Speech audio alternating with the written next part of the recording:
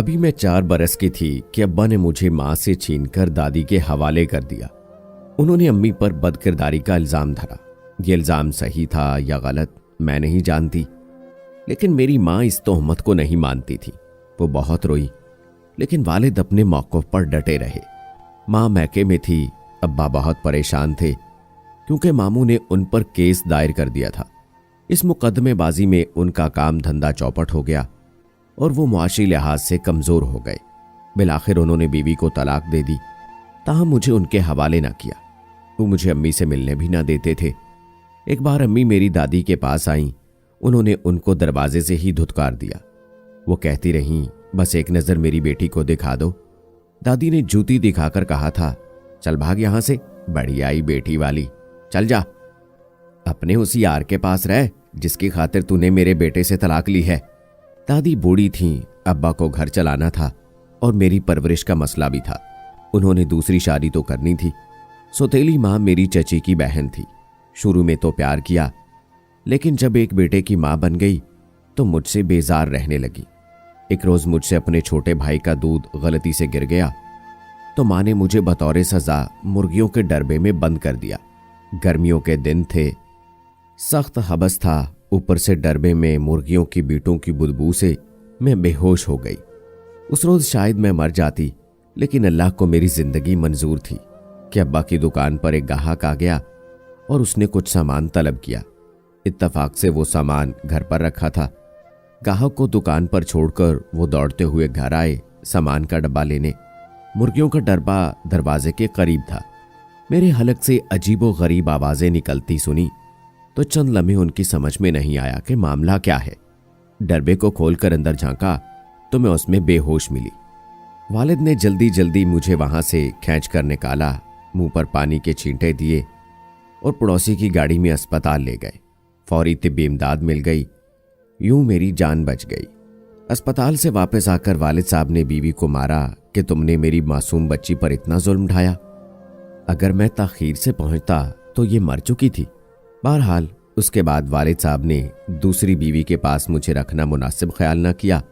उनका एतमाद औरत से उठ गया था।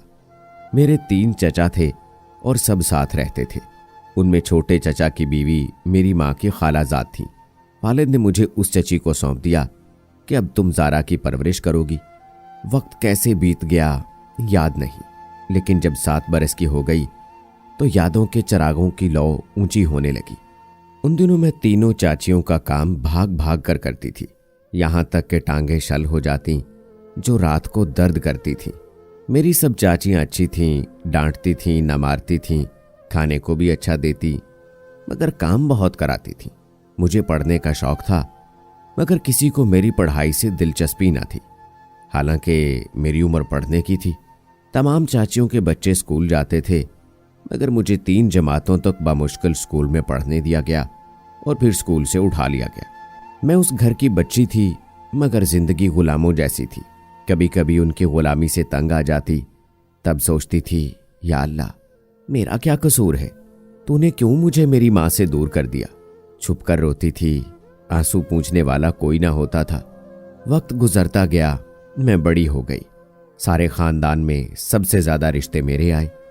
मेरी सूरत अच्छी थी, मगर तालीम याफ्ता थी और ना कोई हुनर आता था।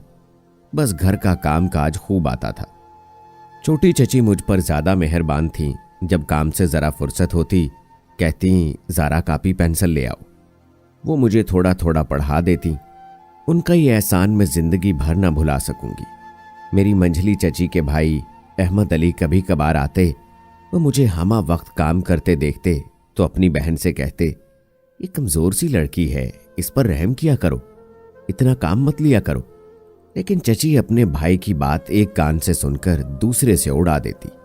एक बार अपने भाई से बोली, अहमद तुम ये फजूल सोच जहन से निकाल दो, ये लड़की हमारे टुकड़ों पर पल रही है। अगर मैंने तर्स खाया तो क्या फर्क पड़ेगा, दूसरे तो नहीं करेंगे ना। एक रोज अहमद ने मौका देखकर मुझसे बात करने की कोशिश की, मगर मैंने उनकी बात का जवाब न दिया। नहीं चाहती थी कि कोई मुझे मेरी माँ की तरह बुरा कहे और जैसी तोहमत माँ पर लगी थी मुझ पर लग जाए। उन दिनों मेरे लिए रिश्तों का तांता बंधा था, मगर चचा सबको मना कर देते थे। शायद मेरी शादी न करना चाहते थे कि मुफ्त की नौकरानी हाथ से चली न जाए। रफ्ता रफ्ता रिश्ते आने बंद हो गए। अहमद को मुझ पर तरस आ गया। अपनी माँ को लेकर आ गए। दादी ने ये रिश्ता ना होने दिया। वक्त गुजरता रहा, मेरी उम्र ढलने लगी। अब मैं 26 बरस की हो चुकी थी और बीमार रहने लगी थी। जिंदगी एक मशीन बन चुकी थी। मेरा दिल घर में ना लगता, जी चाहता घर से निकल भागूं। बहुत घुटन महसूस होती थी। शुरू में अब्बू मेरी खबरगिरी के लिए आते थे, रफ्ता रफ्ता आना कम कर दिया। अब तो ईद पर भी दूसरे दिन आते, 2 घड़ी बात करते और चले जाते। दूसरी माँ से 4 सौतेले बहन भाई हो गए। अब्बा अपने उन बच्चों में खो गए। मुझे कभी घर ना ले जाते, हत्ता कि अपने बच्चों की सालगिरह पर भी ना बुलाते। शायद सौतेली माँ की यही मर्जी थी कि मैं उनसे दूर रहूं। सोचती थी अगर मेरी चाचियां अच्छी ना होती तो मेरा क्या बनता। कभी कभी अम्मी का ख्याल आ जाता, वो कैसी होंगी, कहाँ रहती होंगी। मुझे तो उनकी सूरत भी याद ना रही थी। क्या उनको मेरी शक्ल सूरत याद होगी? अगर कभी अचानक सामना हो जाए तो क्या हम माँ बेटी एक दूसरे को पहचान पाएंगी? ये सवालात जहन में हलचल सी मचा देते थे। सुना था कि मेरी माँ ने फिर शादी ना की। न जाने वो किस आस पर जी रही थी, शायद मुझसे मिलने की आस पर। मौत की तरह शादी का भी एक रोज मुकर्रर होता है। ढलती उम्र में मेरे लिए बिलाखिर एक रिश्ता आ गया। ये मेरे वालिद के दूर के रिश्तेदार थे। मोहल्ले में एक घर बराए फरोख्त था और उन लोगों को मकान की तलाश थी। लिहाजा अब्बा के तवस्सुत से उन्होंने मकान खरीद लिया। उन्हें हम चचा कासिम कहते थे। चचा कासिम का एक बेटा वलीद था। वो मेरे चचा दाद से मिलने आता था। उसी का हम उम्र था। जब आता मुझे काम करते देखता। एक रोज उसने अपनी माँ से कहा कि ज़ारा बहुत अच्छी लड़की है, सारा दिन घर का काम करती है, मुझे उस लड़की पर तरस आता है, आप मेरे लिए उसका रिश्ता मांग लें। उसकी वालदा भी जब से आई थी कई बार हमारे घर आ चुकी थी। मुझे एक बेजुबान जानवर की मानद काम करते देखती थी, अफसोस करती थी। उन्होंने अब्बा से रिश्ता मांगा। वालिद साहब ने हाँ कर दी। जान गए थे कि अब भी इनकार किया तो बेटी उम्र भर बिन ब्याही रह जाएगी। मेरी शादी चंद दिनों में वलीद से हो गई। तीनों चचाओं ने मिलकर जहेज दिया तो मेरे पास किसी शय की कमी ना रही। सास खुश कि अच्छी लड़की मिली और साथ भारी जहेज भी लाई। वो मेरी कदर करने लगी। मुझे तो इताअत फरमा बरदारी और खिदमत गुजारी की आदत थी। शादी के दूसरे दिन से चूल्हा हांडी संभाल लिया और जैसे मैके में काम करती थी अपने घर में भी करने लगी। सास को मेरे आने से बहुत आराम मिला। पहले वही सारा काम करती थी। ननद ब्याही जा चुकी थी। घर में दूसरी कोई औरत न थी। वो खुश थी। 2 साल बहुत आराम और सुकून से कटे। फिर जब बच्चे की विलादत के दिन करीब आ गए तो लेडी डॉक्टर ने काम करने से मना कर दिया। सास से सारा घर तो संभाला ना जाता था। वलीद ने कहा कि कोई अच्छी औरत बतौर मुलाजमा मिल जाए तो रख लेते हैं, इस तरह हम सबको आराम मिल जाएगा। 1-2 औरतें मिली मगर अच्छी ना थीं। पहली ने सुथरा काम ना किया, उसे निकाल दिया। दूसरी चोर निकली, रंगे हाथों पकड़ी गई, उसे भी चलता करना पड़ा। घर में परेशानी बढ़ गई। सच है कि अच्छी मुलाजमा का मिलना भी किसी नेमत से कम नहीं होता। ससुर साहब ने कई दोस्तों से जिक्र किया, खुद वलीद ने भी कोशिश की। उनके एक दोस्त दारुल अमान के इंचार्ज थे, उनसे भी तज़किरा किया।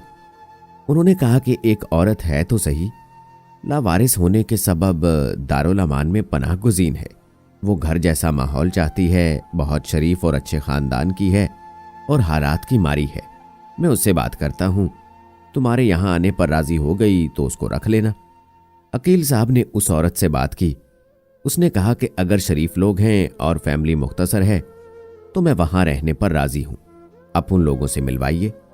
मेरी सास और ससुर मिलने गए और उन्होंने उस औरत को पसंद कर लिया। उस औरत ने भी हमारे सास ससुर को अच्छा पाया। यूं कानूनी कार्रवाई के बाद वो उसको घर ले आए। औरत की उम्र 45 साल थी। बहुत नेक तबीयत लगी। जब पहली नजर मैंने उसको देखा, चेहरे में ऐसी कशिश महसूस की जैसे सूरत में खुद मेरा कोई अपना मौजूद है।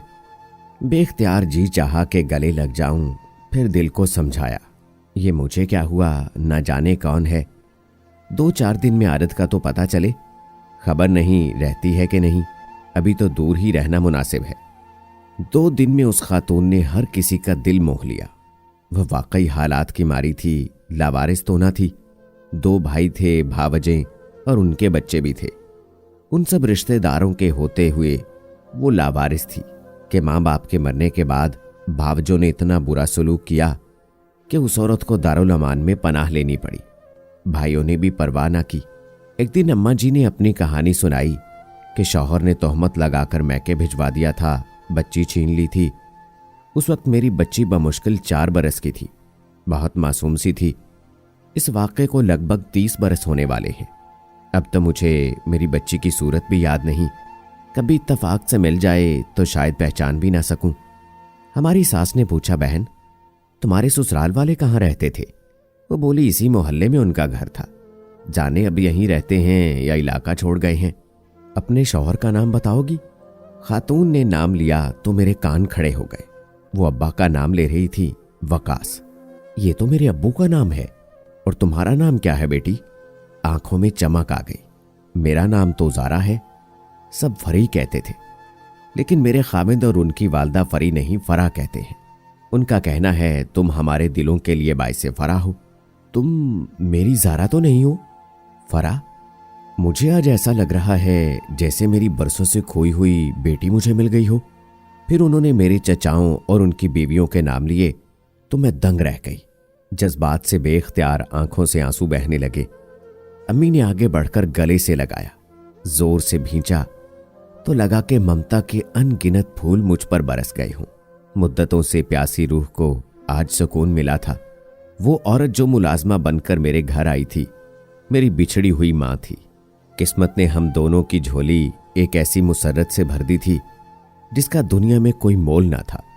माँ ने मुझे बताया कि जब उनके अब्बा जिंदा थे तो उन्होंने बहुत चाहा कि उनकी दूसरी शादी कर दें, लेकिन ये राजी ना हुई। इस उम्मीद पर कायम रहीं कि शायद बिछड़ी हुई बेटी से कभी मिलन हो जाए। सारी जिंदगी भाई और भावेजों की खिदमत में बसर कर दी। जब उन्होंने खिदमत का सिला नफरत से दिया तो दारुल अमान चली गई। अम्मी ने बताया कि वो हर नमाज के बाद दुआ करती थीं कि अल्लाह ताला उनको उनकी बेटी से मिला दे। बिलाखिर अल्लाह ने दुआ कबूल कर ली। इतने बरसों बाद उम्मीद बराई और मिलन भी कैसा हुआ कि दामाद के घर नौकर होने जा रही थी।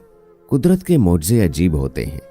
अकल हैरान और इंसान दंग रह जाते हैं। मैंने कभी तसव्वुर भी ना किया था कि मेरी माँ इस तरह मेरे घर आ जाएंगी। इसके बाद वो हमेशा मेरे पास रही। मैंने मरते दम तक खुद से उन्हें जुदा ना किया। वालिद तो पहले ही मुझसे नाता कम ही रखते थे। मालूम हुआ कि मेरी माँ आ गई हैं तो बिल्कुल ही किनारा कर लिया। लेकिन मुझे वालिद की अब परवाह न थी। मेरे शौहर, सास, ससुर ने साथ दिया और बहुत खुशी से अम्मी जान को अपने साथ रखा। मैं आज भी दुआ करती हूँ मेरे फरिश्ता सीरत सास और ससुर को अल्लाह ताला उनकी नेकी का अजर दे और उन्हें जन्नतुल फिरदौस में जगा दे। आमीन। तो दोस्तों, कैसी लगी आज की कहानी? कमेंट में ज़रूर बताइएगा। मिलते हैं अगली वीडियो में। तब तक के लिए अल्लाह हाफिज़।